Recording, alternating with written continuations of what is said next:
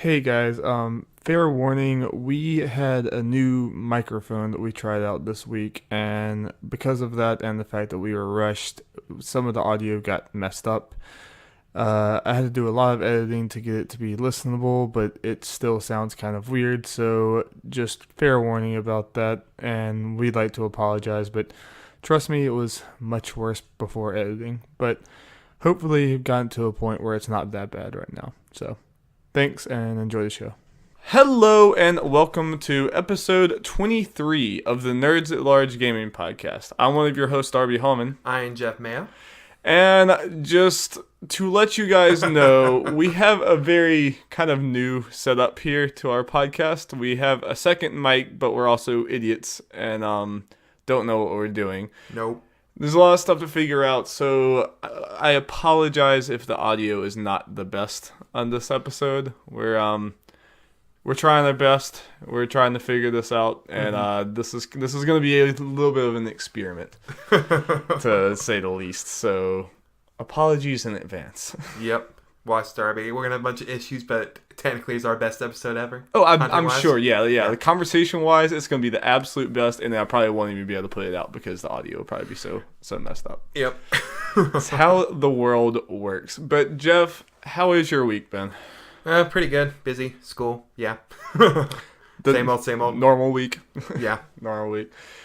Me too. You know, school's back in full force now. But I've still actually been able to have a good bit of time to play games. Same. I'm going to try to enjoy that while it lasts because I know that it's going to fly away from me very fast. Yep. But you know, we're not quite into completely hating our lives with school yet. So I've been able soon. to play very, very soon. One of the games I've been able to play that I'm very excited about is Uncharted. Oh boy. I still have not completely beat it, so I failed on my goal. I'm still just playing it with my sister, so you know my time playing is kind of limited. But I think I have to be kind of close now. I think I'm probably within hour or two at least of finishing it, and I'm still really, really enjoying this game. Good. It's I've heard some people like complain about like Nadine and Chloe's like chemistry or whatever, but I've like really, really enjoyed it. I think I guess some of it is not exactly what me or other people expected. I think a lot of people kind of thought they were going to be more like buddy friends, but it's kind of obvious like they didn't know each other and they're kind of just together because of because they both like have a common goal and it's basically for money and stuff, and they just happen to be working together. But I feel like that dynamic kind of works because you see them slowly they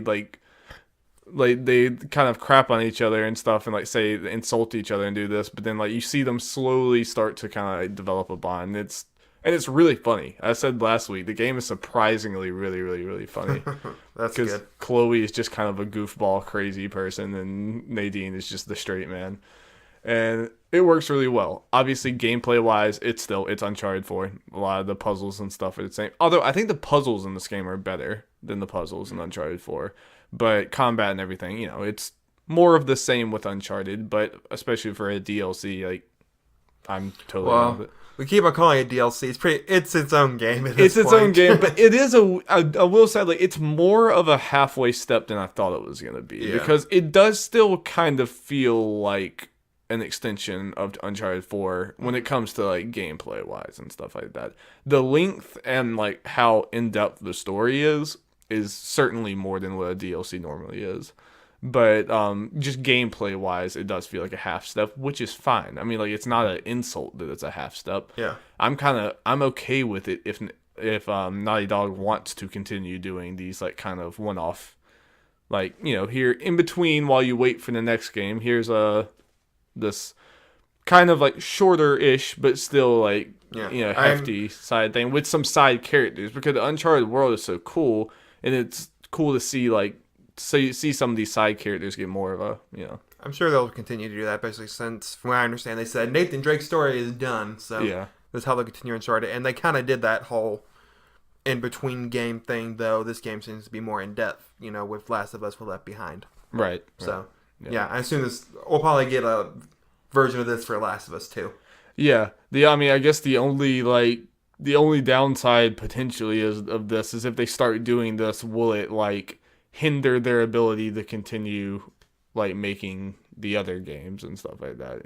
Like does this slow down the pace of The Last of Us Part 2 or something like that? That's the only potential problems I see with it. I assume it didn't. I mean, it is very minimal because it seems they were kind of pretty much developing this. It's using the same engine and stuff as Uncharted 4 because Uncharted 4 just came out last year. Right. So, it's pretty quick turnaround. So, if it affected Last of Us 2 at all, it's very small, I would assume. Yeah. Speaking of being dumb, I have not plugged up my laptop that's currently recording this podcast. So while you talk about your game, the games you've played, I'm going to do that. So vamp Okay. Well, wait, just to make sure that your only goal, Darby, the Uncharted thing. Yes. Okay. And I failed. Okay. Well, I didn't completely get all my goals, but I had 5 of them. If if you listened last week and remember. I'll just get the goal I did not complete out of the way first. One of them was to play Life is Strange Before the Storm episode 1. Can't remember if I had said I would complete it or not. Either way, I did not start. Couldn't get it till last night, and I decided to play Persona instead. I just felt like it. And Persona's one of those games I need to play every once in a while, or I feel like I'll just forget everything, what I'm doing and everything. Need to try to get that in. So my goal was, I guess, Mindar's normal Persona thing where we have a goal 2 weeks. Definitely do that. I did a month all last night. And What's your playtime at now? 41, something like that. I lucked out as far as like going around on the calendar yesterday because the first thing I did was beat the boss of the third palace. And then it was all life stuff, going to school and doing all that kind of stuff. So days went by a lot faster, and I'm just now starting the fourth palace. Okay. So still loving the game, of course. Yeah, and I'm enjoying the story. Yeah, I was off mic, but I agree with you that Persona is kind of like I don't know, I absolutely love it, but I feel like it is a little daunting and a little like taxing in the fact that, like you said, I don't feel like this is a game I can put down for a long time and come back, because I feel like you would lose completely. Like there's so many different things that you're having to juggle and worry about in that game, and like building up all these different skills between the actual combat stuff and then the real life stuff, that I feel like if I treated it like I did The Witcher 3, where I'll stop playing for 2 months and come back, I feel like I would be so lost. Yeah, from a story standpoint, like what are you doing? And then like you said, the skills like you're trying to build up, and what you are maybe something I was worried about, like, oh, what was I planning on doing with my personas as far as fusing them and everything? Because I know I had some plans last time I played, but I can't remember if I did them or not. Luckily, I did them. There are a lot of systems in that game that you were juggling at one time. It's pretty crazy. Remembering, like, okay, what events are coming up that you kind of maybe need to prepare your skills for. Like, not really spoiler, I just did, some exams, so I need to get my knowledge up. Yeah. Forgetting, like, what I need to do for that, and a bunch of things you need to keep track of. I don't mean that necessarily in a bad way, but yeah, when you're busy and doing other things, it's hard to go back to sometimes if you wait long enough, so... This game in particular, I need to make sure I'm at least periodically playing it every once in a while. I mean, I want to, but... Yeah. I mean, it is kind of a chore, but it's such a fun chore. Yeah. It works. It works very well. Well, you've played some other stuff, Jeff. Yes. I'm going to build up to the big one, Darby. Okay. The granddaddy of them all. Yeah. Yes. Okay. I'll get it out of the way. It's been my goal for probably a month now. Complete Splatoon 2 story mode. I finally did it. I only had a couple levels left. I just kept on putting it off for whatever reason because, well, Persona and a bunch of other stuff. Finally did it. Nice. Yeah, not much to say. Overall, I feel like it's probably better than Splatoon 1's story mode as far as the levels designs and everything, and because there's more variety in it, and they added up a whole bunch of stuff to make the levels stand apart from each other. And...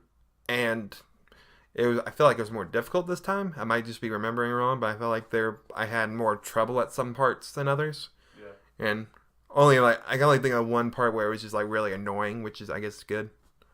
Like I was stuck and it just got annoying. Other times, like I knew why I did it, like made more sense. I guess the only thing that I would find worse in comparing in Splatoon 2 story mode than Splatoon 1 is the final boss. if you hear people talk about Splatoon 1 story mode, everyone ever talks about the final boss. Yeah. I agree. This one was, I guess, kind of a letdown. Yeah. I have heard you and other people say this about the final boss. Yeah. About this. I don't want to go into the spoilers to why I feel. I don't know. It's a Splatoon story mode. Should I really care about spoiler in that? All right, we'll just say, like, if you do care, just skip ahead a few, like, a little bit here. Yeah. So, spoilers for Splatoon 2 story. Okay. And I doubt you care that much. I don't care. I don't. Okay, the final boss is the same guy. And the same thing. One. But it's kind of dumbed down. It's not as crazy like in the first Splatoon final boss when you fought him. You felt like you learned you were using everything you learned at this point to get through it. Right. This time it's just a lot more simple. Instead of like in the first one you went through like a whole map and then you got to an end point while fighting him. You just did this circular arena and you fought him in it like you did any other boss. Okay. And it just wasn't as difficult, and I don't know. It was fine, but yeah, it just wasn't as good. Just overall, you think the Splatoon 2 story mode is maybe, because I remember like leading up to it when me and you were looking at like the trailers and stuff, we were thinking, hey, maybe this is like more in depth than we thought it might be and stuff, and maybe it's like legitimately like a cool story mode independent of it being just kind of a secondary thing. But it kind of sounds like to me that it kind of ended up being like, it's good, but it's one of those you would say it's good for what it is, like not. Yeah. Again, like I said, overall I'd say it's better than this first one because it's just, for the most part, other than the final boss, building on it. Like in the first one, unless you used amiibos, you couldn't use any other weapons but this standard splatter shot. Okay. And this one, you use different weapons throughout it, and then you can go back and use all the other weapons you've earned in story mode to complete them. And then it kind of changes them somewhat. And so that means there's also a lot more replayability, which is good. Yeah. And of course, there's some collectibles too. I probably will not do that because there's just so many games, and if I'm going to go play Splatoon to do other stuff, I'm just going to go online and play. Yeah. So, yeah. So overall, I enjoyed my time. So let's get a little more negative real quick. Okay. So we're not the main course. Darby wanted me to get to a particular game. I know. I'm on the edge of my seat waiting, but I'll be patient. Okay. My fourth goal last week was to play Dissidia, the beta, and get some play enough to get some general impressions. Right. I have my general impressions. I'm not caring for it. That's sad. I admittedly did not play too long, as long as I should, but I played other Dissidia games. I play enough games to kind of, especially it's a fighting game, to get the gist of it. Yeah.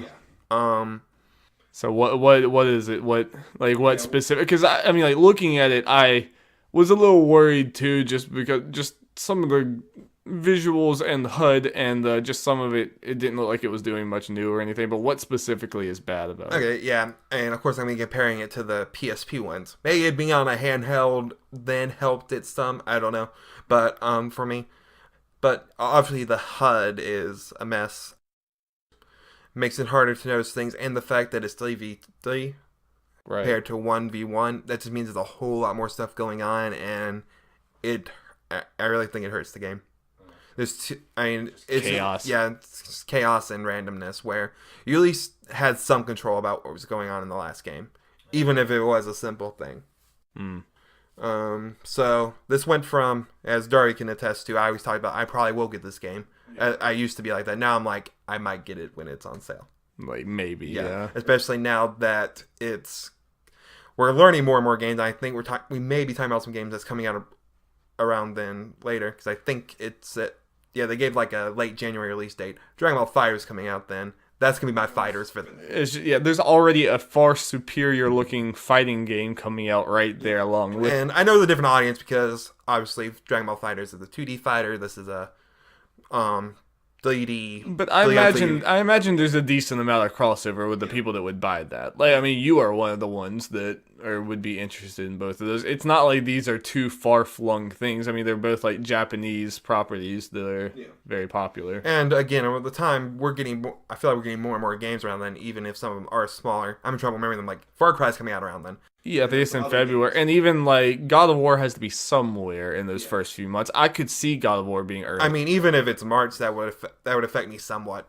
Yeah, because, I mean, it's still, especially, like, people like us that don't have the disposable income for that. Yeah, it's still, like, I can only buy so many games in those 3 months, you know? Yeah.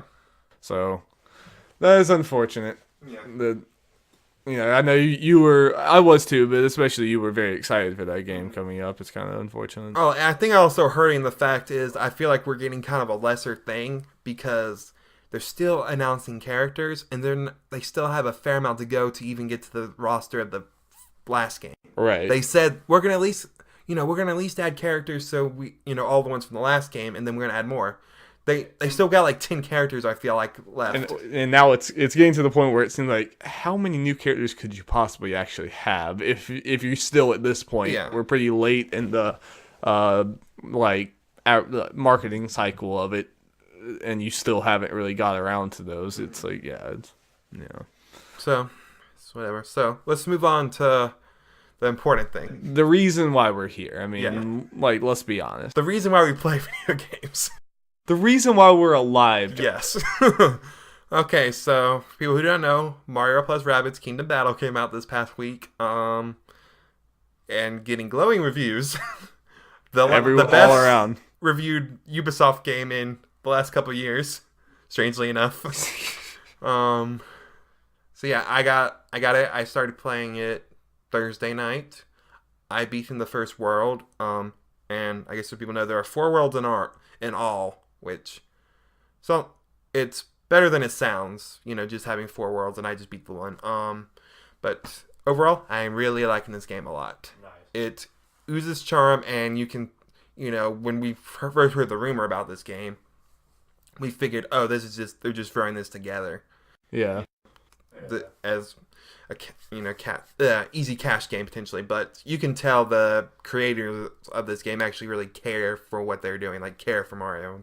Care for the Rabbids even. So I've heard, I know you're not too far in there, so you might not be able to answer this that much, but I've heard like a lot of people were pleasantly surprised with like the challenge of the game. Oh yeah, it was easy for me in the beginning. Like I was getting, like it kind of ranks you at the end based on how many turns it takes you to get done, right, and if all your characters survive or not.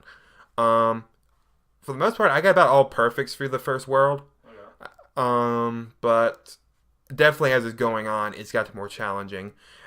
And what is nice is once I beat the first world, it's they give you the thing, okay, you can go back and complete the challenges, and try to get perfect on ones you didn't before. Okay. They gave you an in-game reason you can do that, and they gave you abilities at the end of the level that you can go back through the world anyway and to just explore. Okay. And there are challenge maps. Like I just briefly did it. I got busy, so I stopped it. I went to a challenge map. It said very easy on the thing, but I'm like, I'm having trouble completing this. Partly because I didn't upgrade my weapons yet, which would help big time. Okay. At that point. The other part of it, when we looked at it at E3, the only thing that potentially didn't look good to me was the whole following the Roomba thing and the exploration. It just looked like it might be kind of, just weak or whatever, but it also I thought it might not matter because that's not really what the game's about. How did the out of combat stuff go for you? It's fine, and obviously the main part of the game is the in battle thing. That's obviously the best part, but the exploring's fine. Like I said, it gives you reason. It's at least good enough, and they give you stuff to go back or whatever. Do it, and the puzzles are fine, and puzzles are kind of easy, but it's a kids game.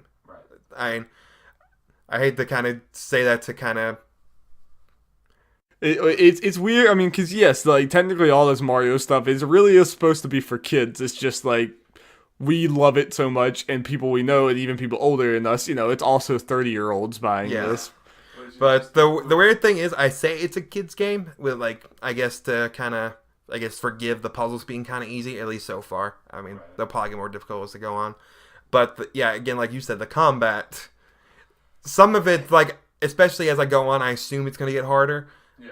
I have trouble seeing maybe some kids doing it because you actually do got to think somewhat. And people are worried about this being like kind of like baby's first XCOM.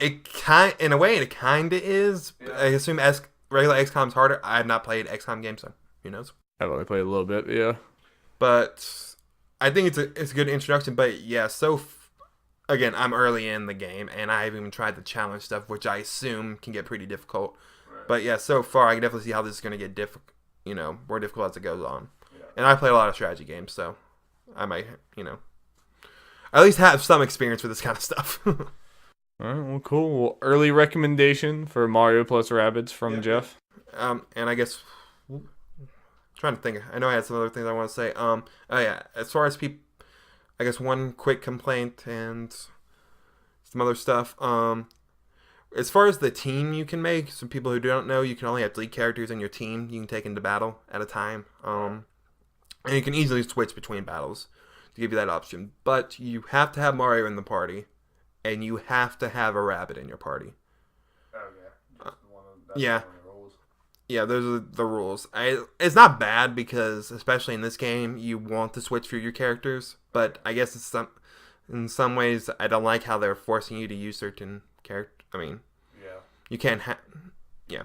It takes away a little bit of the freedom is taken away. Yeah, some people are taking it too far as like how they don't like it, saying I'm not buying this game now. I'm not gonna have rabbits on my team. I'm like, this game has rabbits in it. I was about to say if rabbits being in there was a breaking, like a deal breaker for you anyway, then like you having them not in combat's not going to take rabbits out of the game.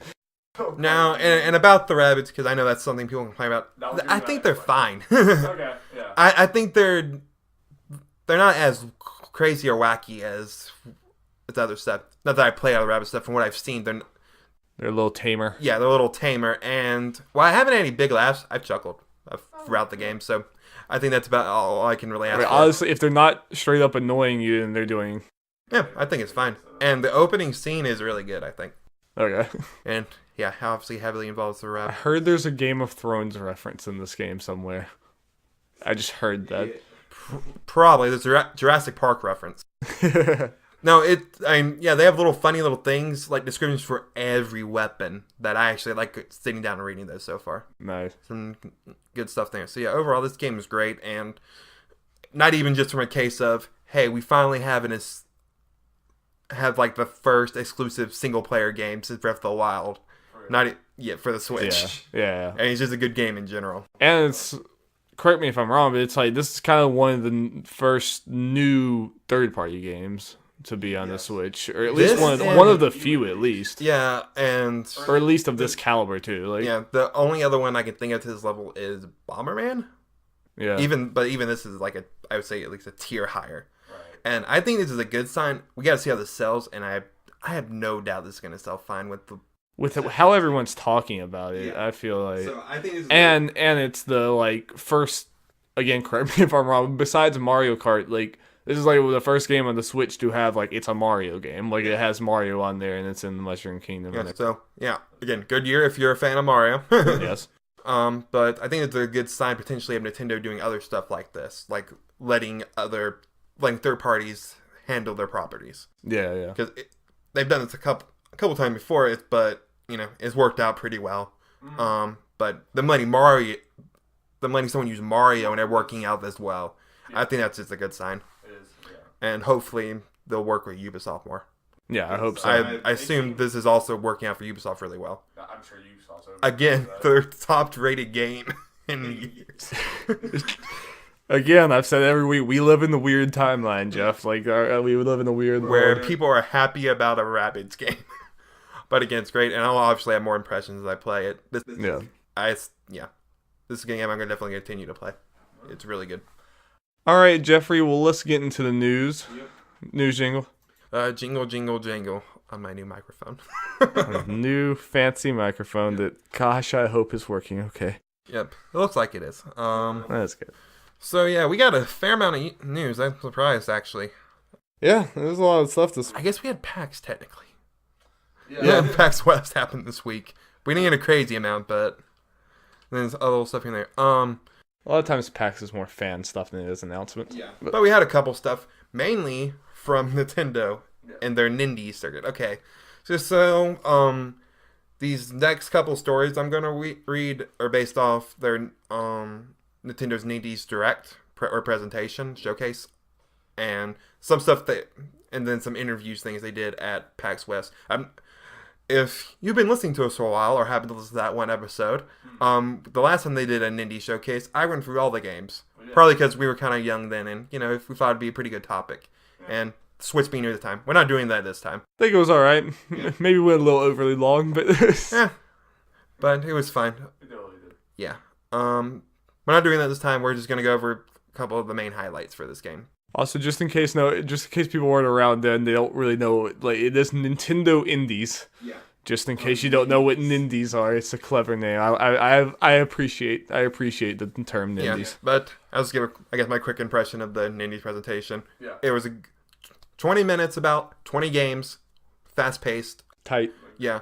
Overall, maybe the games weren't as for me overall, but maybe one or two. I can't question the quality of these games.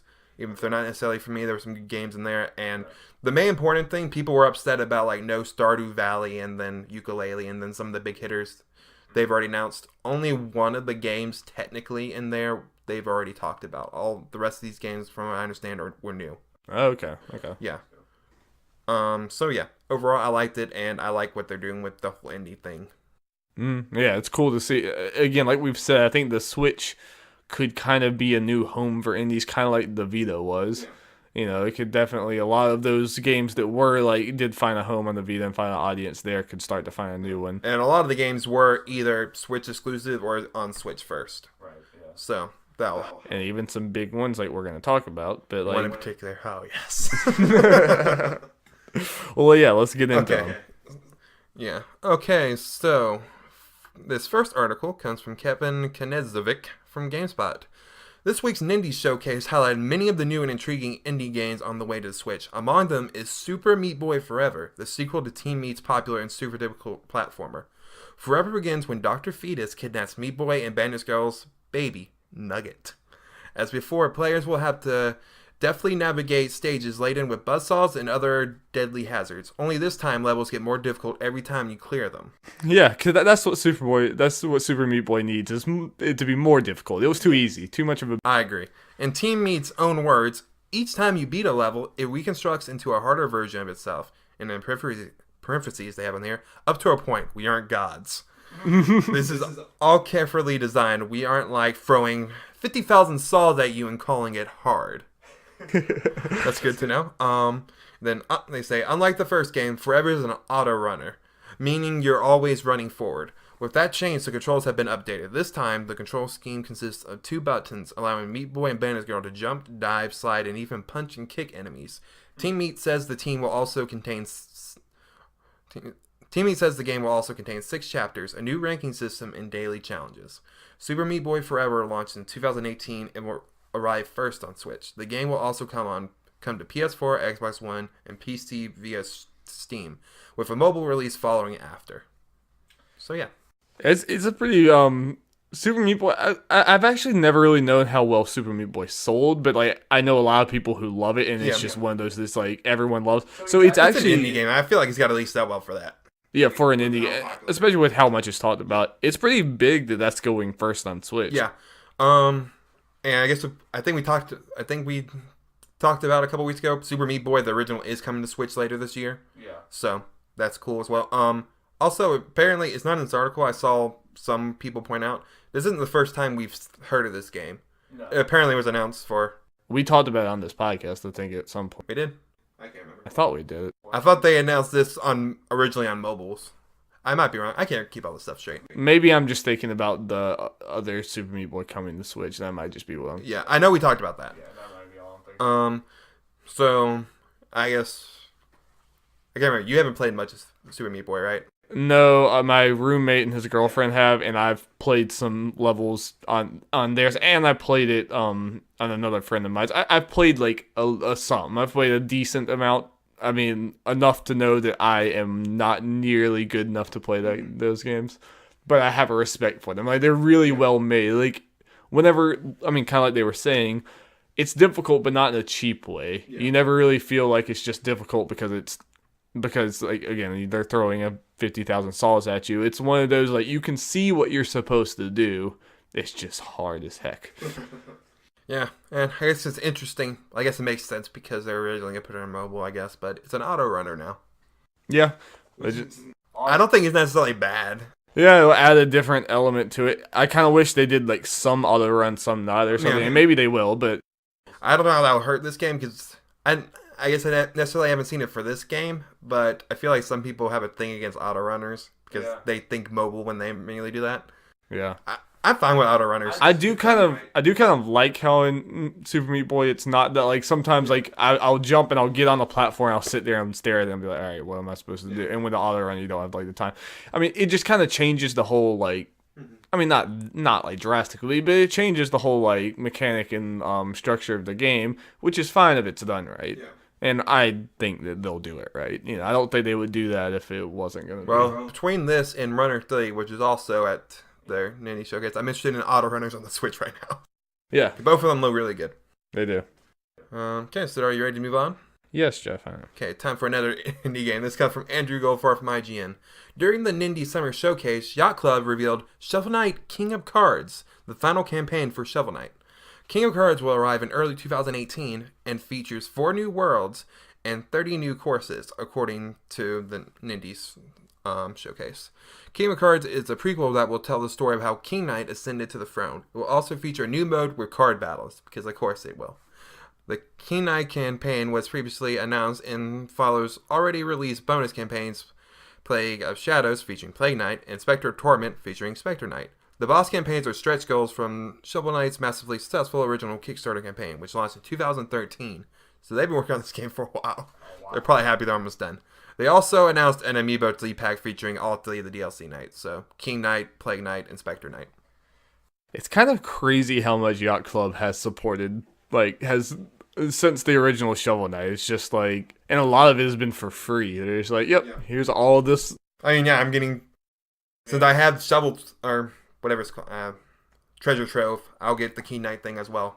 Yeah, you get everything. Awesome. You get Spectre Knight, which is practically a different game. Yeah, yeah, and apparently there's still going to be a battle mode. I feel like I heard that, but I don't know much about it. That's still coming.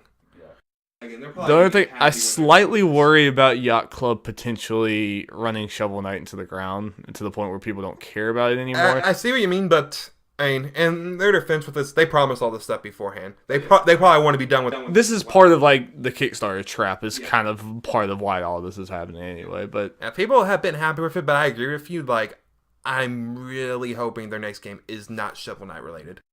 That's kind of what I mean. Is even I don't even think they should do like a Shovel Knight sequel at this point, because they practically already have. A lot of people are kind of joking, half jokingly, half serious, saying Shovel Knight 64.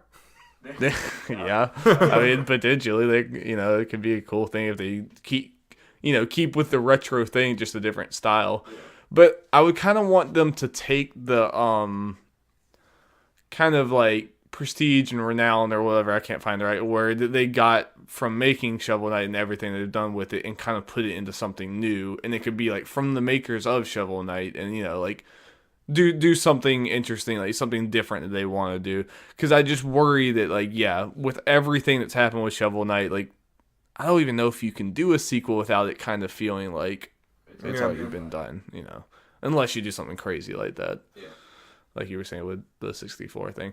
I don't know. I just it's a weird position, because they have they can do a lot of things now, and people know their name now, and I just hope they choose it. I saw the Nindies at Night thing or whatever they did. Nintendo did at PAX. They had an interview with the Shovel Knight people, and they pretty much said for the card thing that part of the reason they did is we just wanted to do something at least a little different. Yeah, fair enough. Because again, I'm sure they're kind of tired of working on this, or would like to do something, different. Yeah. So that's why I kind of assume whatever the next thing they're gonna do, not be Shovel Knight related, or at least not a 2D platformer. I kind of hope so. Yeah. See what else they got. Yeah. 'Cause they're great developers. Okay, so are you ready to move on? I am, Jeff. Now, I guess unless you're a big PC guy, this might be a little less known thing compared to the other stuff we're talking about from the Nindy stream. This comes from Marty Sleva from IGN. During their Nindies presentation, Nintendo revealed that Kentucky Route Zero TV Edition will be coming to Switch and other platforms in 2018. The 5-act episodic adventure game made its debut on PC in 2013, with the final installment set to hit alongside the Switch version sometime next year. Developed by Cardboard Computer, the fantastic point-and-click adventure game is set in rural America and dripping with magical realism. It doesn't really focus on puzzles, instead leaning heavily on a evocative mood, incredible music, and beautiful writing. It's one of the closest analogs to Twin Peaks in all of gaming. Though the Nintendo Switch Nindy Showcase called Kentucky Route Zero console exclusive on Switch, publisher Annapurna Interactive said the game is also coming to Xbox One and PS4 on the same date. Its final act will also be hitting PC in 2018. So, yeah, I guess to say about that whole exclusive thing, it just said exclusive on the little card saying some details about the game. Right. The presenter didn't say it when he did with everything else. That was just a typo. Oh, okay. So was it Nintendo trying to lie to people, look like? Nintendo. So, part of the reason I put it is it seemed like it was a big deal for some people about this, because it was originally a PC game. It's coming to consoles, and, obviously Switch is one of them. And it's a 5-act episodic thing. Came out starting in 2013. The final episode is coming out with this after all this. It's still did it leave it on like a cliffhanger? I guess with promising, I just take him though a little while. That's crazy. A little trailer, it looked cool. It's an episodic thing, which is something like me and you are into. Yeah. Episodic story thing, or Like, what does it look like? Like, what's the art style kind of like? Kind of simple from what I saw. I mean, I just saw the trailer for it. I didn't look more into it. Does it look better than Telltale games? Different art style. I'll say that. So probably better. I'm sure I'll remember what it looked like, actually. I remember it being kind of simple. I don't mean that in a bad way. Yeah. I'll have to look into it. I haven't seen that one. Yeah. So, this was a cool thing. But the next one. The next one's big. So, yeah. It's still not for me, but I'm just happy for you through. Set up, it was the end of the Nindies presentation, and, the guy, I think his name's Damon Baker, who was on the last indie thing, I guess become a bigger face in Nintendo of America, said we got one more big thing. He's excited to announce it. And so, yeah, they played this. Definitely the biggest thing. This news comes from Jonathan Dornbush and Alex Osborne from IGN. After teasing the project earlier this year, Nintendo and Suda51 have officially revealed Travis Strikes Again, the latest No More Heroes entry, coming to Nintendo Switch exclusively in 2018. Yep. I'm so excited. Unveiled as part of this week's Switch Nindy Showcase, Travis Strikes Again features the No More Heroes star being confronted in his trailer by the Bat. Or I think it's the Bad. Or Badman. I can't remember his name. I think that's wrong, though. Only to be pulled into the game he was playing, Hotline Miami. Oh my gosh. A partnership between developer Grasshopper Manufacturer and various indie developers will delve into 6 different games and beat their respective bosses. No More Heroes Travis Strikes Again will feature multiple collaborations with independent game studios, one of which being Shovel Knight developer Yacht Club game. Speak of the devil.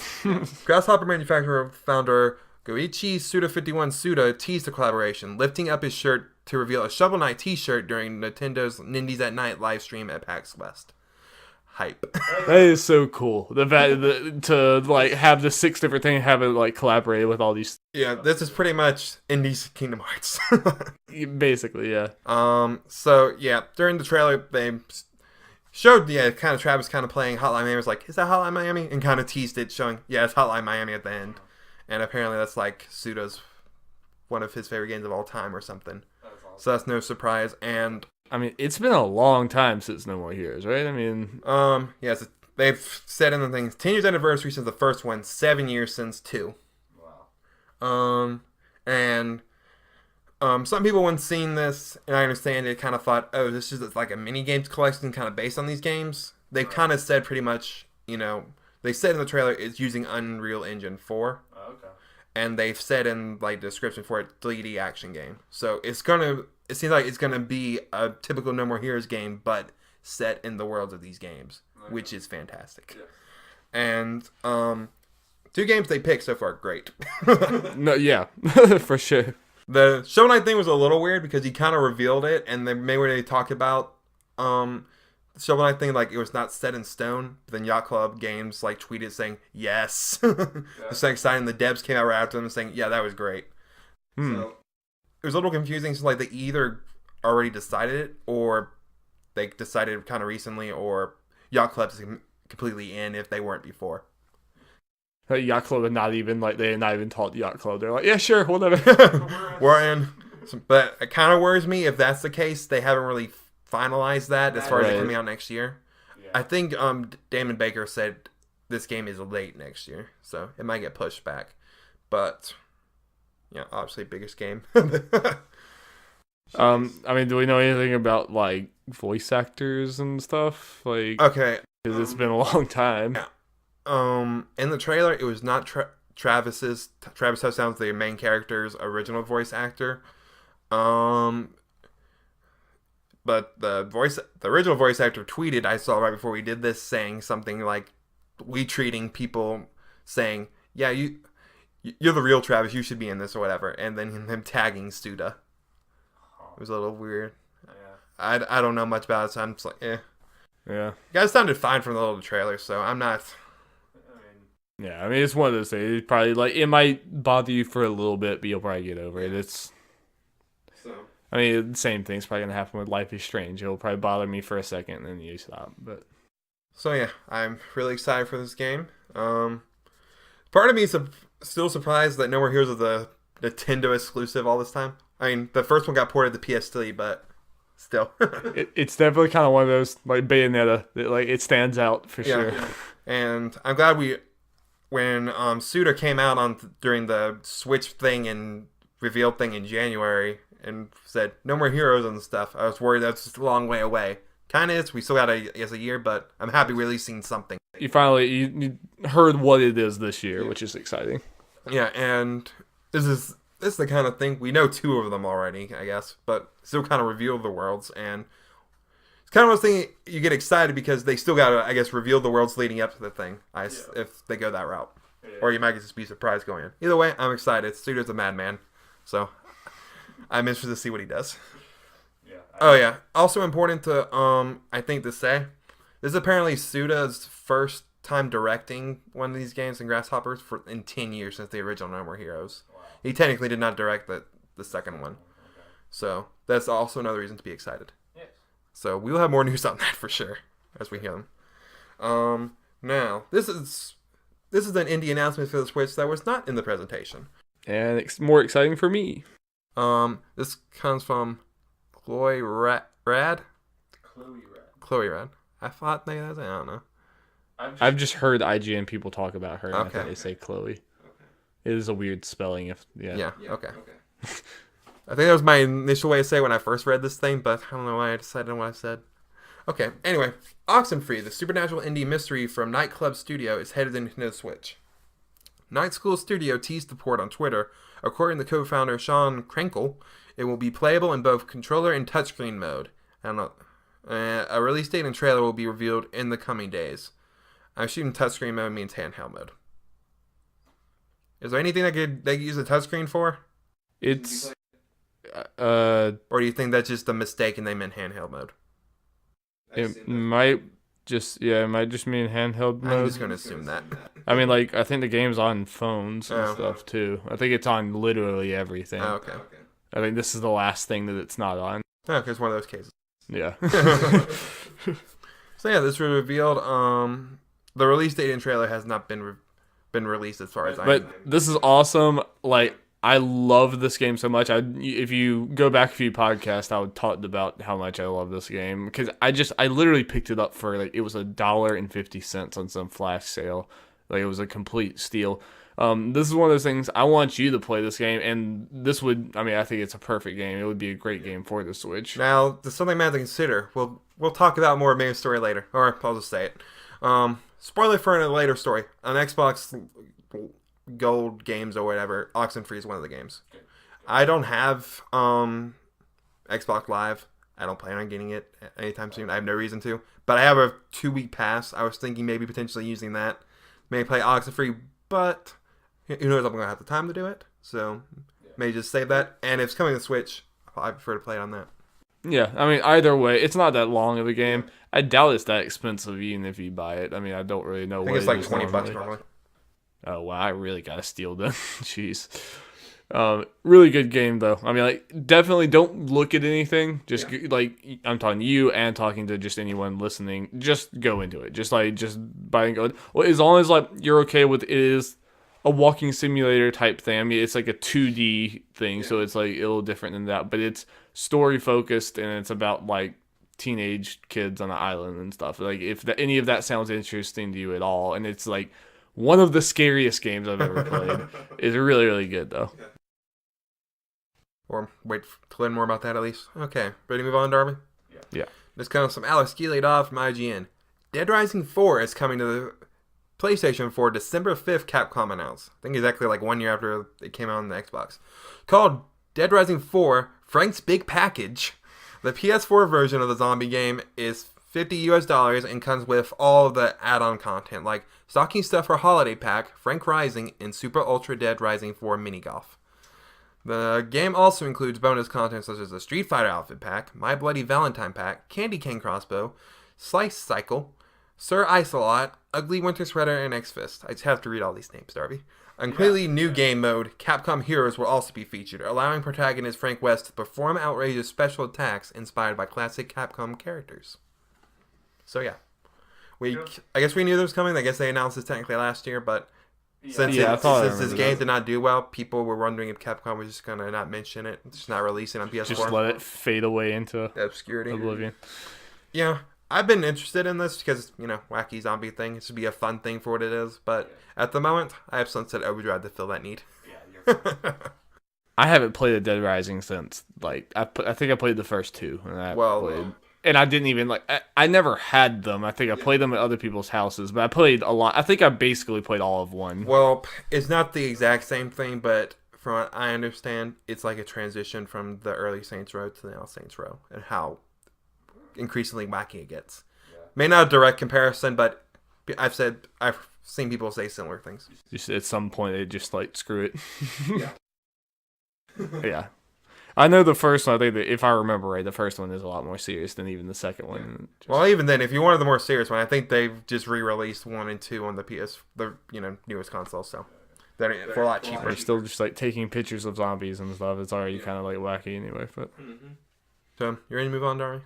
Yes. These are stories we're starting into the stories we're going to get through kind of quick. Yeah. This comes from Alex Osborne from IGN. Sonic Forces will be released in North America on November 7th, Sega has announced. Pre-orders are now open for the physical bonus edition, priced at $40, which includes a Sonic Forces controller skin, as well as an assortment of in-game cosmetic items, allowing you to customize your hero to look like various Sega and Atlas characters. Persona? Yes. The bonus outfits and items, which, like several games, include Persona 5, Jet Set Radio, Super Monkey Ball, Knights, and Puyo Puyo. So, they're like, look at all these games we have. Yeah, it's just Sega flaunting their... And it makes you think, why don't you use these? Why don't you make more games of this stuff? I know people saw Jet Set Radio and like, well, at least they're acknowledging it exists. They remember that they owned it. Yeah. They're just like, hey, look, we still own Jet Set Radio. Oh, wow. Real talk, though, I will say the Super Monkey Ball one looks disturbing to me. I don't know why. But the Persona 5 one is really cool.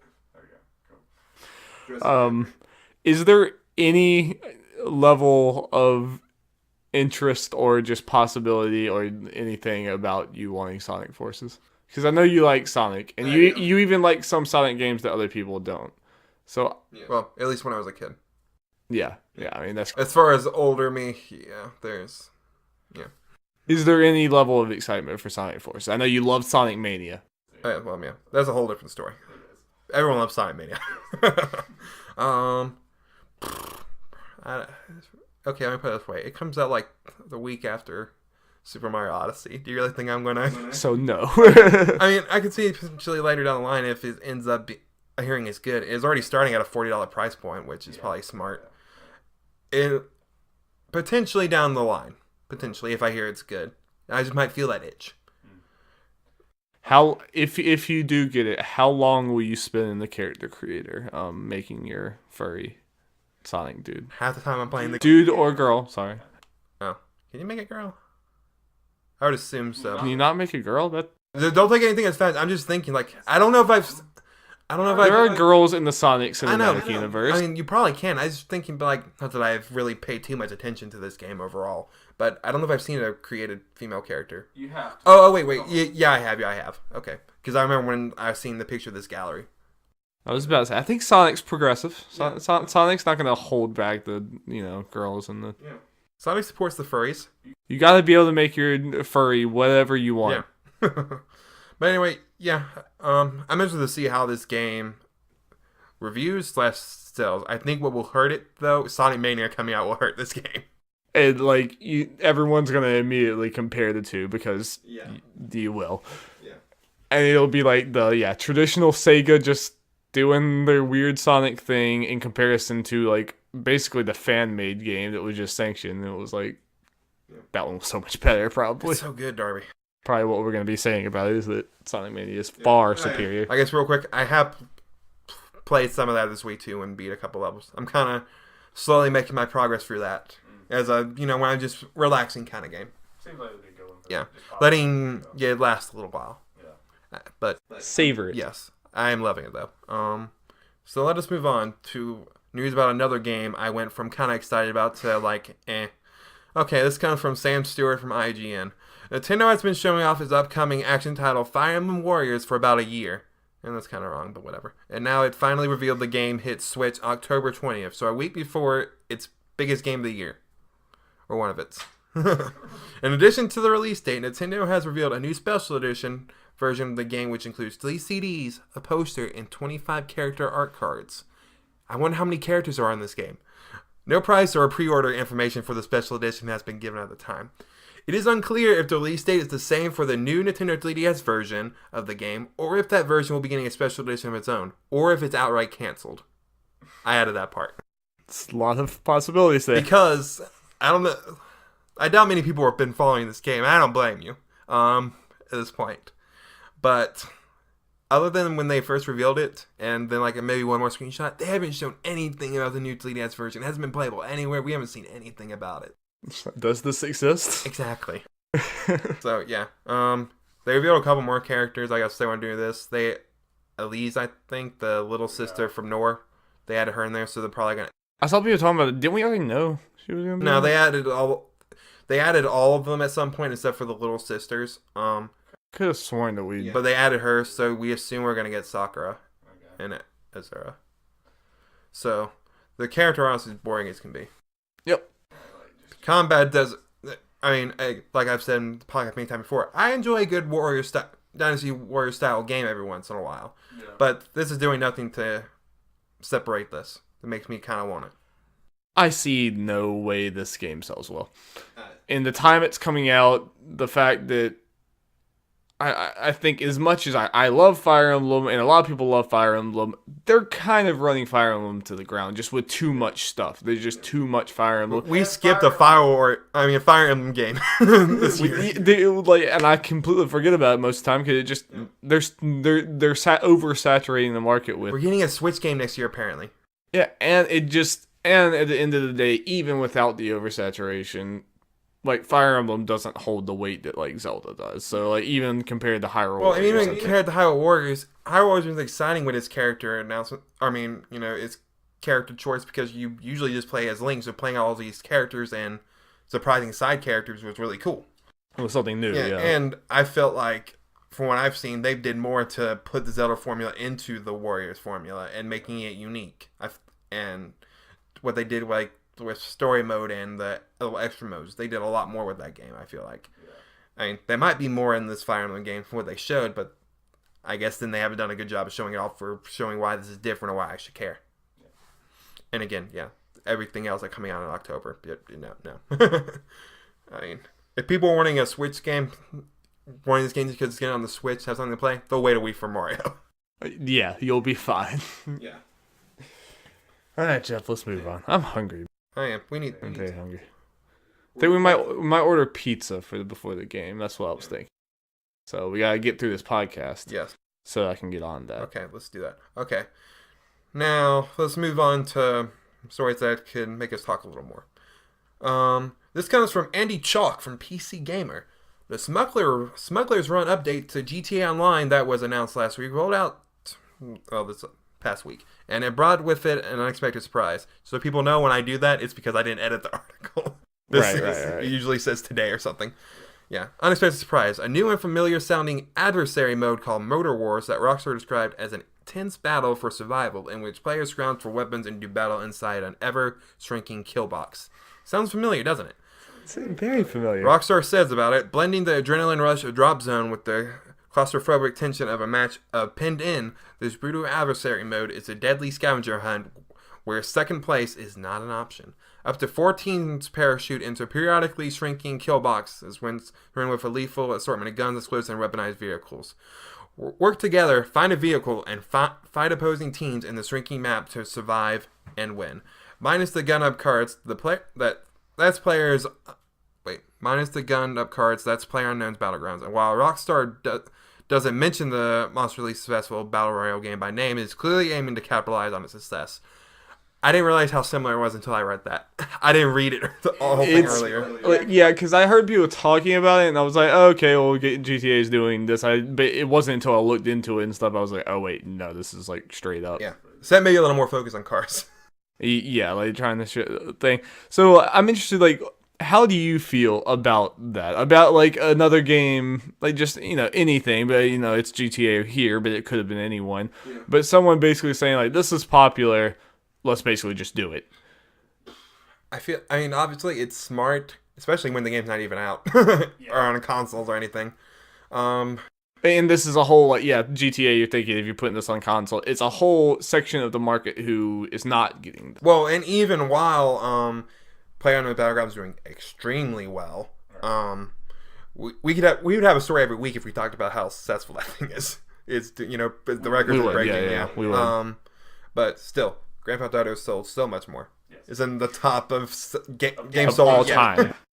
So there are a bunch of people who would be playing this and not PlayerUnknown's Battleground. May not even know what that is. We all know what it is, but to the general public, probably not. And or people like me and you who want to play it, but we don't really have a PC that can do it and everything. I'm waiting for it to come on Xbox. I mean, it's supposed to be coming. It is. I won't lie. It's a little. Something about it, like the way they do it, it sounds straight up like it is. Feel like okay. It feels a little gross. It feels a little dirty when it's just like this thing's popular, so let's straight up copy it. But at the same time, I mean, all games do this to an extent anyway. And I'm sorry. I was just saying, like, even just the free-to-play model or the hero shooter thing, every time there's some game that kind of shoots up and gets popular, you're gonna, like, almost every game we play is influenced by other games. Oh, yeah. And, this was gonna happen if Rockstar didn't do it first, someone else was. There's probably other developers who are already working on it. People always been talking about, like, Ghost Recon doing it. Yeah, and they might still be doing it. Then Ubisoft say kind of straight up, like, this looks interesting. Yeah. So... And it's one of those things that, like, while, they're straight up copying it, they're giving it to a whole group of people. It's almost like, okay, well, if you're not going to put this on console, we will, which obviously PlayerUnknown's is working on that, but Rockstar beat them to it. Rockstar was able to get it on console first. And a lot more manpower. Yeah, and so to a certain point, like, I don't think it's something like, screw Rockstar for copying this idea or anything like that. I think it's a little weird just how similar it is to it. But at the same time, from a consumer standpoint, I would want it to be similar because, like, I want to try this. If I'm someone who only has console, I've been hearing people talk about PlayerUnknown's for so long, I've watched streams or anything.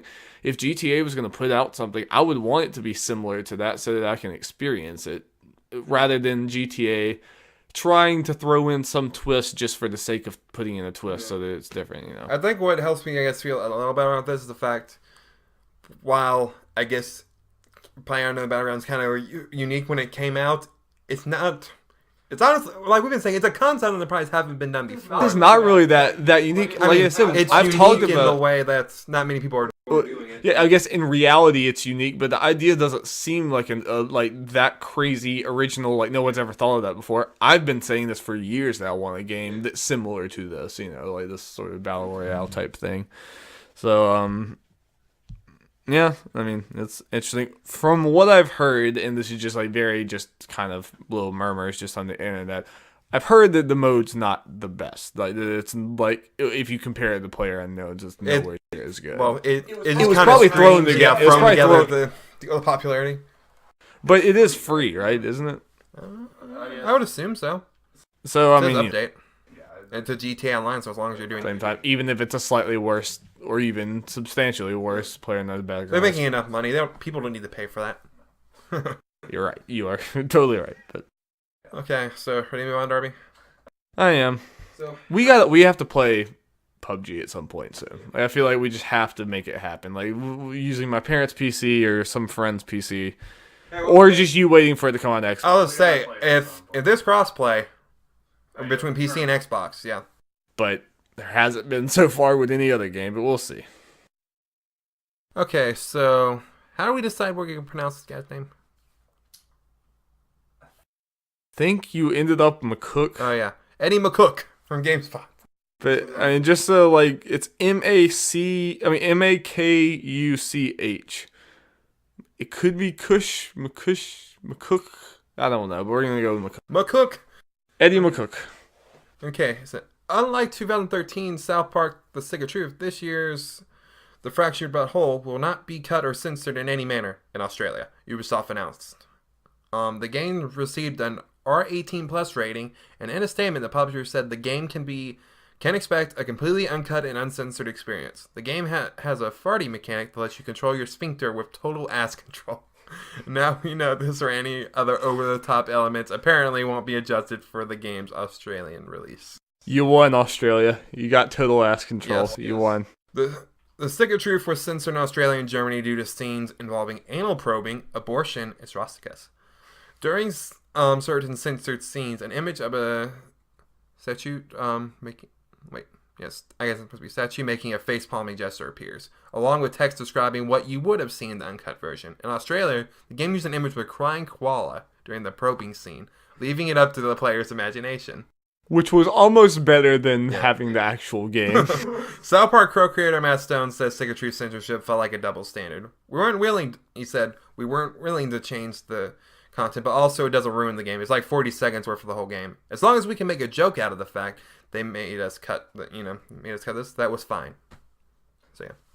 Which, I mean, again, that was one of the best ways to tackle a censorship problem. But that's good. This has always been one of those things, like, I would love to actually talk to someone from Australia who plays games, or even just watches movies and stuff, because they have a lot of that too. From an American standpoint, looking at Australian censorship things has always just seemed kind of crazy to me, how much they censor things. And just, just comparison to what we do, it just, like, it kind of seemed like something that I feel like if I was an Australian citizen, I would be very mad about that.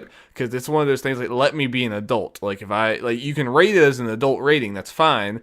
But if I want to view this content, who are you to, keep me a, like, full adult, like, I'm not a child, me from doing that.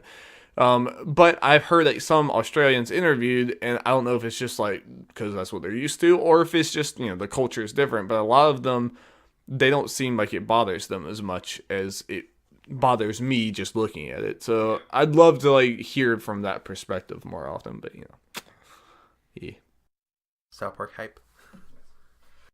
Congratulations, Australia. Yep. You get to see all the craziness that'll happen in that game. Who knows where they're going to go.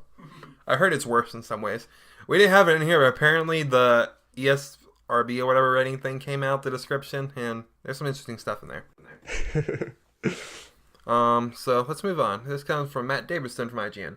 In an interview with the South China Morning Post, current president of the International Olympic Committee, Thomas Bach, has spoken about the game's desire to attract a younger audience, but insists that esports will only be embraced in the Olympic family on the proviso, whatever, that they don't feature violence. So take away 90% of the games. Most games. Although Bach notes that meteoric rise in popularity of esports, the International Dota 2 Championship, which took place this month, featured an eye-watering $24 million prize fund. He makes clear that the kind of games the IOC are interested in are games which replicate real sports such as soccer or basketball, but that they have to draw the line at games which feature violence. This sounds boring. The Olympic Charter lists as a key value promoting a peaceful society, which Bach seems to infer means that the IOC are reluctant to endorse any form of violence, however virtual. He does, however, mention that the more peaceful esports, such as the aforementioned soccer or basketball, are of high interest. Indeed, as we reported recently, Paris is still considering the possibility of esports featuring as a medal event when it hosts the games in 2024. One of the problematic areas, however, is the lack of industry regulators for such sports. Bach brings up the possibility of doping, whilst also pointing out that most Olympic Games feature strict rules and regulations, areas in which they're growing. However, quickly, esports field is still establishing itself, and yeah, it kind of goes on with that kind of stuff. Yeah. So I'm kind of interested to hear what you think about it. I'm kind of one of those. And to be fair, I'm not like really someone who watches esports that much or anything. You know, like that's not my section of the gaming industry that I'm that like tied to. But while like we get into the argument a lot of times with people freaking out about some of the violence in video games and everything, and usually like I'm always on the side of like it's not that bad, or it's just what you like everyone knows it's not real and it just like all that stuff. But I kind of get some of what they're coming from with this being like the Olympics being this like worldwide thing with all these different countries or whatever. And maybe not even from the violence perspective, but it's just also like in the Olympics, there's a lot of like smaller, even like third world countries that go to this or whatever. They're not going to be playing video games professionally like this. It's just that I don't think video games are as like kind of an all-encompassing thing in this, and I just don't really like feel like we even need them. Just maybe this is just my personal stand. I'll even have things to back up with it, but like I don't really feel like we need video games in the Olympics. Yeah. Anyway, it doesn't really. I don't know. I don't like. It just doesn't strike me as something that we really need, and I kind of understand where he's coming from. At the same time, I'm thinking like, if all you're gonna allow in there is like sports video games, what's the point? What's the point? Yeah, what's the point? Yeah. Well, as far as the violence thing, I wonder what he means with all this like Overwatch. Does that count as too violent? Probably. It's a guns. Yeah. I don't know. Like, I mean, again, think of this from a non-video game perspective and from just a older and just worldwide like Olympic sport perspective. Yeah. I'm sure Overwatch. But what about Mario speedruns? I need to know the facts. I need to know where the line is drawn. No, he jumps on those Goombas and they die. They completely vanish from existence. That's too violent. Oh, sweet. I would wonder like this like Rocket League, is that the type of things we're maybe talking about? And that is technically kind of like it's soccer, but it's also like has. I feel like that would count me towards this. But as far as it being the Olympics, I feel like it would stand out a lot because everything is so physical, at least in some way, shape, or form. Right. Like some people brought up the point, there's no chess in the Olympics. Yeah. I feel like chess would have to get in there first. Yeah, you think about one of those, like chess has been around forever, and yeah, it's like if chess could never get in there, then yeah, like why would video games be? I do feel like some people brought up as far as video game Olympics, maybe somehow I don't know what I was going into this, maybe Olympics. Yeah, they have a different version of it or something different. I think that'd be fun. And it's not even really that, like, I don't think it would hurt the name of Olympics if they put video games in there. Okay. There's already so many sports in the Olympics that I don't pay attention to at all. Like, I'll pay attention to the ones I care about. So, I mean, like, it's not like adding it in there will hurt anything, I think. Well, some people out like if it was in there and people would play video games, it would like be the worst thing in the world. I'm like, you're overreacting to this. I generally agree with you. But I'm not even like I don't even really care about esports, but I will stand up and say like there are so many people who overreact about esports. Like people being like, it's on ESPN, so they're furious going on there, like typing, doing all this other stuff. I'm like, hey, you don't have to watch it. I mean, You don't the have weird to, thing but is, do you think they're honestly, because they're showing Overwatch at ESPN, they're gonna not show the NFL or they're gonna cut into the time? Heck no. Football is like the makes only so much reason they money. have it There's on is because football's not on. They got to do something during the summer. exactly.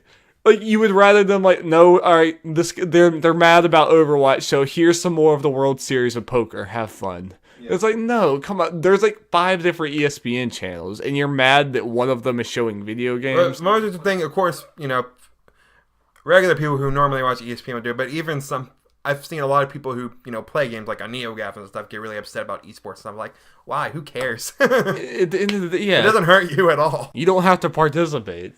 People are really into this. They can make money doing it. Who cares? Exactly. But I do think for some reason, like, and people could probably, like, I'm sure someone who knows more about the Olympics, knows more about any of this, could probably throw my argument, like, completely out of the window. But I do kind of like I feel like there's something to the fact that like all the sports I can think of in the Olympics, kind of no matter where you live in the world, no matter what the circumstances in your country, you can pick up basketball, you can pick up gymnastics, you can pick up swimming most of the time, you can pick up a lot of these things and do something with it. And it's kind of like it's an even playing field for everyone to like come in and participate in it. Whereas I feel like video games, there is kind of a hard line where it's like the European countries, America, Australia, Japan, these will be able to compete, but will like African countries and stuff, and some just some like smaller countries, it's just like I feel like they'll be a little shut out of it. Which again, it's not the biggest deal, but it's just not what I think of when I think of the Olympics. But just do an Olympics. Yeah, make everyone happy. Do that kind of thing. I know there's some stuff like that for particular games, but just to maybe do an all-encompassing thing. I don't know. I don't know how that would work. Probably be too complicated. Yeah, I agree. Jeff, let's skip the next story for the sake of time. It's not that important. Okay. Okay, this should potentially be quick. Okay.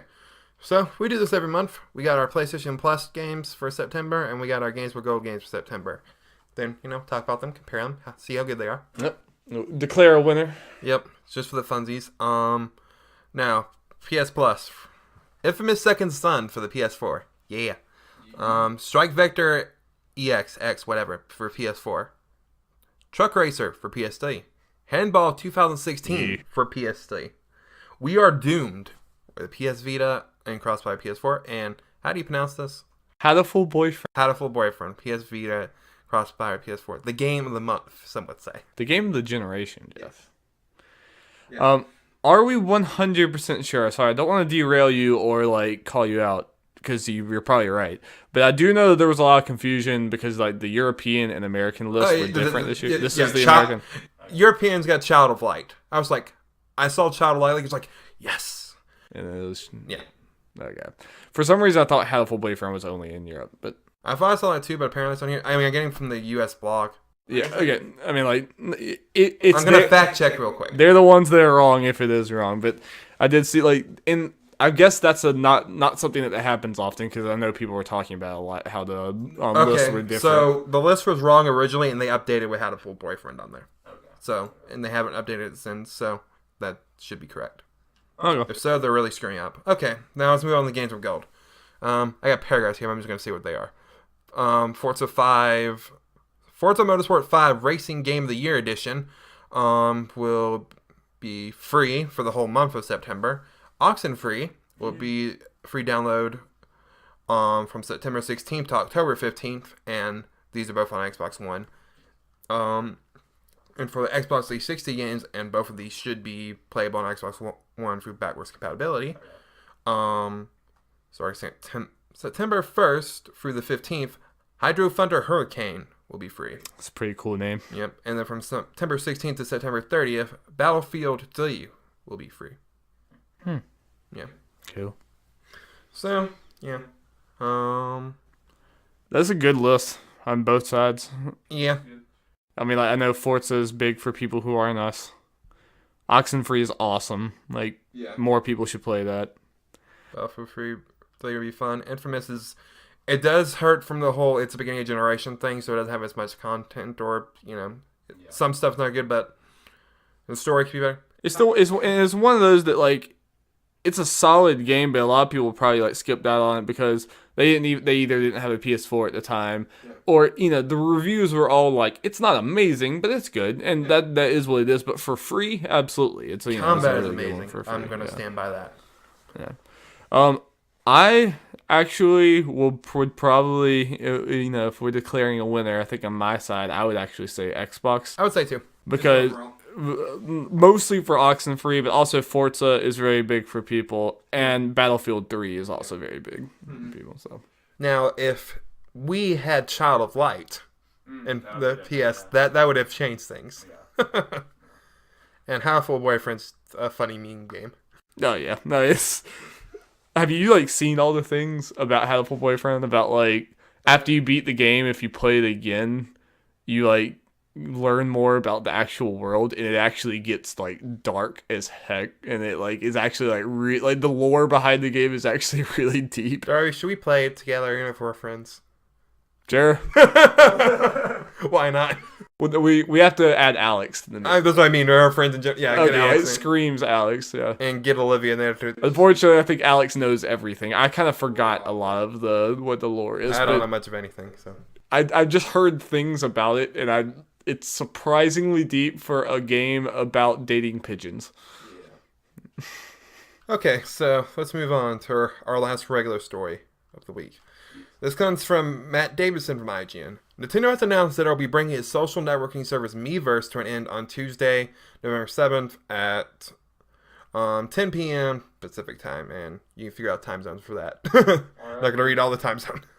The news isn't entirely unexpected. Late last year, Nintendo announced that it was ending production for the Wii U, with Miiverse being exclusive to the Wii U and 3DS family of systems. Plus Nintendo's introduction, the Nintendo Switch Online service for Switch players, it isn't surprising that the console maker is looking to tidy up its online functionality. For anyone worried about the content they have posted to Miiverse, fear not. Nintendo has confirmed in a post on its website that between now and the end of the Miiverse service, your online posts and screenshots will be available to download to a PC. Further information is available through the internet browser version of Miiverse by clicking on the Post History download option. A linked Nintendo account is required, and all requests must be submitted before the closure of the Miiverse service. R.I.P. Miiverse. R.I.P. I mean, you're the one that actually might have had some sort of interaction with Miiverse. I just saw memes and pictures on Smash Bros. And Splatoon. No, not even Smash Bros. I was about to say, we never got that to work. It worked like the first time and then never again. Did you ever like figure out why? No, and I just didn't really care to try. No, it wasn't that bit. But I've heard like everyone when they talked about Miiverse closing, they were like, yeah, the only thing I remember of Miiverse is that Smash Bros. Stage, and I'm like, I don't even remember that because it never worked. Yeah, that is Splatoon. And I'm not upset about the Smash Bros. Thing because people post spoilers in that. Yes. There are Game of Thrones spoilers everywhere. That's what I heard. Yeah. So wait, so is there not going to be any more of the Splatoon funny pictures? They will, because I don't know how they're doing. I can't remember how they're doing it, but the Miiverse isn't on the Switch, so people are doing it a different way. Yeah, so it's still there. Those are funny. Yes. Dip your fries in mayo, you cowards. There's some good ones in there. This is the best. Okay, so this is going to be a little special as far as where we end this news this week. We have not one but two that awesome news of the week. It's just an awesome week, They already posted one. I'm like, I have one we also have to talk about. Yes. Okay. The first one comes from Mike Fahey. Fahey or Fahy. Yeah, from Kotaku. Let us know, Mike, if you're listening. Yes. I doubt you are. Games Done Quick, the folks behind the popular semi-annual week-long charity speedrunning marathons, are holding an impromptu 2-day event to raise money to help those affected by Hurricane Harvey. And running from 8 p.m. Eastern Time Friday. So, yeah, this thing's going to be done by the time you actually hear this. Done, so. Yeah, because it ends, 8 p.m. on Sunday. Right, so yeah, most likely by the time you're hearing this, it'll be done. Running from, Time said, Harvey Relief Done Quick is a speedrunning marathon raising money for the Houston Food Bank, an organization that's using its resources to feed people displaced by disaster. Speedrunners will tackle 45 games during the event, from Bastion to Warrior Land 4. The event is being broadcast on Twitch, with 100% of viewer donations going towards the relief effort. What's amazing is how fast this event came together. Games Done Quick tweeted a poll on Wednesday, August 30th, gauging interest in a Harvey charity stream. At 4 p.m., I guess on Wednesday, they posted a form for speedrunners to submit their runs to be considered for inclusion in the event. By 11 p.m., they had over 350 submissions. Less than a day later, Harvey Relief Done Quick was made official. So, yeah. It's an awesome thing. I mean, like, Games Done Quick does a lot of, like, really great charity events and stuff like this. And, again, like they said, how fast they made this a thing is a really cool thing to, like, combine video games with actual help, something that actually, like, help these people. This past week, Team 4-Star whatever did a stream, charity stream, whatever, where every single donations they got on there was obviously go, I think it was, like, some children's charity, so... they have a bet or whatever. They raised like $28,000 in like 4 hours. I donated. That's awesome. Yeah. Oh, and they also did a speed one. One of the guys speed ran near Automata. Oh wow. There's some crazy glitches on that, man. I actually really like speedrunning. Like, I like watching it. It's a lot of fun, especially with old games where like I watched. Of course, I watched like a Sly Cooper speedrun. And, like, people skipped half the game. It was, like, the first 3 hub worlds, they were able to just jump in this one area and it, like, shot them straight to the boss. Yeah, that's what he's like. Kieran, the guy on Team 4, started the near run. He, like, went to a corner, jumped a few times, and then just went for the level. Like, how do you figure this out? They just don't. He didn't. He figured out. Someone else figured out. I'm just saying, anyone. How does anyone figure this? I feel like it has to be developers, right? Like, at least some of these glitches have to be a developer, like, finds it out and tells people. I don't know. I guess fun fact: the record for near time was like an hour and a half. The Kieran from Team 4-Star did like 2 hours 15 minutes. Like, I know that can be pretty long hours. They skip cutscenes. I'm like, how do you do this stuff? Yeah. Okay, so we're gonna move on to the last story of the week, and the second of the That's Awesome News of the week.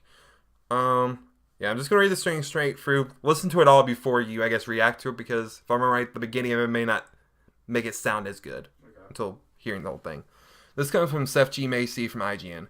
Miller of Shadow of War executive producer Michael Forey lost his battle with cancer last year at the age of 43. To help ease the burden on his surviving family, and as a way to honor his enthusiasm for both his work and playing music, WB Games is offering a DLC character in his likeness. The $5 download adds Fort Hog Orc Slayer to the game, named after the Monolith band in which 4G, I hope you're pronouncing it right, 4G, I guess, was a member. The Orc Slayer shows up at random intervals, one hit destroying whichever orc your character is currently facing. Fort Hog wields a weaponized guitar, using it to melee and utterly destroy orc opponents. The game's caption refers to him as the mysterious savior in the video trailer for the DLC. Every time someone buys the DLC, W Games donates $3.50, so most of it, to 4G's spouse and 3 surviving children. The offer is good through December 31st, 2019, so 2 years. And the character can be pre-purchased right now on both the PC and Xbox One version of the game. It will also be available to purchase in the PS4 version, releases next month. The only reason I said to wait is because of the DLC pricing. Just but it took a little bit to get to that. Some people reacted. Yeah, it could sound like they're profiting off of it. Yeah. Yeah, and from what I understand, the money that's not going to him, it's just because of the PSN stores taking it. Yeah. Everything WB makes off it looks like it's going to his family. Right. So that's really, really cool. Yeah. That's a very, very, very awesome way to pay tribute and to help out. And sounds like it's probably something that maybe he would have wanted. But it's like, it's really cool. Really, really cool. Got a little brutal legend in there with the weaponized guitar. Yep.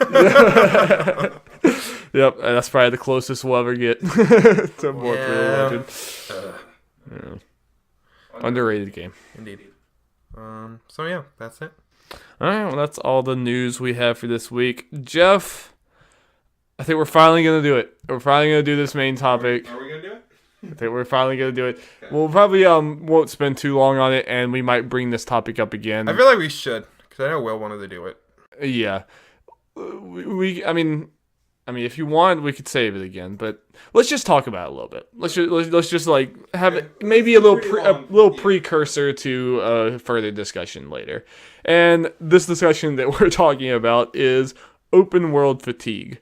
Yes. It's something a lot of people have talked about recently. Just in recent years, their like open world games have freaking blown up.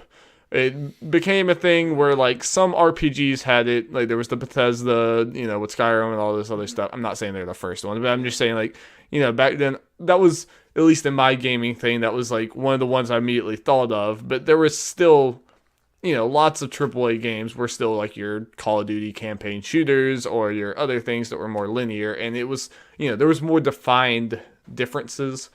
But I feel like in recent years, it's just become an assumption that almost every AAA game is going to have an open world. Yeah. Even if in certain circumstances, even if the actual gameplay and stuff might be, you might still go on missions and stuff, there's still going to be some open world aspect to almost every single game. And it's like done a variety of different things, but part of it's made a lot of games longer. It's, in my opinion, made some games longer that didn't need to be longer. Yeah. And it's also just kind of like, I feel like the linear Bioshocky type stories are kind of falling to the wayside as everyone's just doing their open thing. Yeah. And I'll start out with my opinion. Like, my opinions are, it's very like, I can never like pin down exactly how I feel about them, because growing up, especially as a kid, whenever you had so much time to kill and didn't know what to do with it, I loved open world games, and I still do. They're still like some of my favorite type of things, is being able to just have this gigantic open world that you can go and explore and do all this stuff with, and I love doing that. But that being said, I definitely feel, especially now that I'm older and I'm kind of analyzing these more, some of these games are just kind of padded. Yep. Just for the sake of being padded. And even games I love have this, even like Horizon. I love Horizon, but there are some things in there that probably didn't need to be there to make it longer. In Bethesda games, there's for sure. Like those are like padded to all hell. And finally caught up with them. You did. And just like with, fetch quests and stuff like that. And I think there are problems with that. I don't know how you feel about it. Yeah, I agree. I mean, obviously, yeah, a bunch of these open world games are padding. As far as that, I guess, say if I'm feeling fatigued about it, not necessarily, because not all these open world games appeal to me for the most part. Like, you gotta be very particular. It's always been that way. And I guess when I think about it, like, there's a lot of the ones that I think about that have kind of led to me feeling like, I feel like sort of fatigued, not as bad as other people. A lot of the ones that I feel like have led me there are actually games that you don't play, like Far Cry and Bethesda games and all this. I try to think like open world games that I've played. I mean, I know there'll be some I'm forgetting. I'm kind of playing on Sunset Overdrive. I need to get back to it. I played Zelda, obviously, but I mean, a lot of people would agree that stood out in the open world thing with what you can do with it. I'm trying to think the last few years, like what open world games I've really played. I guess Infamous, if you count those. I mean, they're, I guess, open, but not as big as what we think nowadays. Yeah. You have a city and stuff, but... Well, and one thing, I, like, what's kind of maybe a cool, like, middle ground to it, because, like, I do feel from a developer perspective, when games don't have an open world, and it's like, it's like a 10-hour game or something, or even less, like an 8-hour game, a lot of people get mad and they're like, oh, it's not worth it then or whatever, because people still do that dumb thing where they equate time, length of a game to how good it is, which is, a lot of times it can be the opposite. A lot of times when it's really long, it's just padded to all hell. One like where I'm getting with this is Rise of the Tomb Raider. Was a great example of, like, yes, there are open world elements to it, but it never really felt like it was so big that it was daunting, or that, like, there was stuff that, it was kind of like you could explore this if you wanted to, and there were cool things to do in there, but it was not necessary at all. The game didn't even make you feel like you're missing out if you didn't do these things, but it was just, there's the main story here, but there's also these tombs, and there's also like a little bit of other stuff, but it was kind of contained and it just felt right. Like, it didn't break the pace or the immersion or anything. And I want to see more games kind of do that a little bit. Yeah. And even Uncharted 4 had, like, not open like that, but they had some more open areas. Yeah, I guess what I'm feeling fatigued about when it comes to open worlds is the fact seeing all these AAA games just being open world. For the sake of it. Yeah, it's getting to the point where I'm happy to see games, even though I'm not really, I'm not fatiguing open world games. I don't play them as much as most people do, especially the last however many years, but I'm happy to see a game that's a little more straightforward or a little shorter and not, at least shouldn't be really padded with side quests and stuff.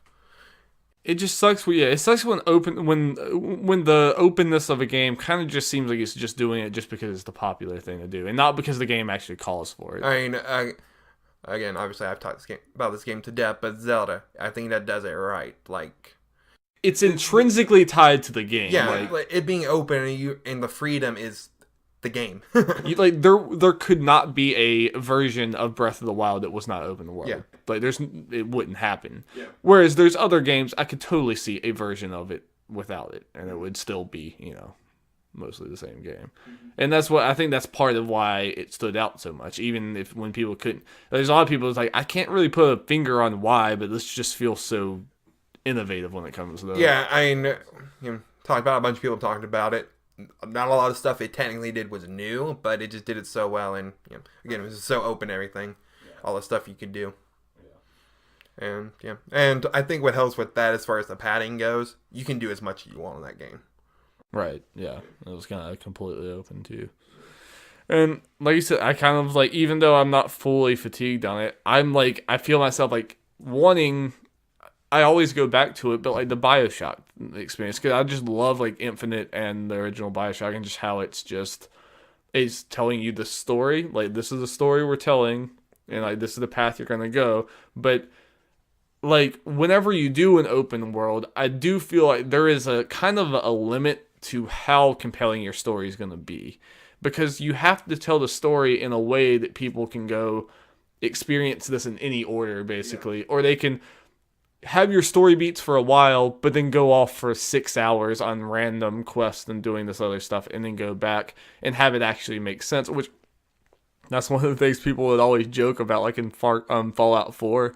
Like, you're trying to find your son, like your son's out there somewhere and you don't know, and you're just like in this passionate like quest to go find your son, but then you stop and just like go kill some like mutant geckos and 'cause why not? And go find someone's shoe. So you go on these like dumb like quests for a little bit and do these stupid things, and it's like, oh yeah, my son. Anyway, all I care about is finding my son. Hey, look, a shoe on the ground. Oh wow, look at that.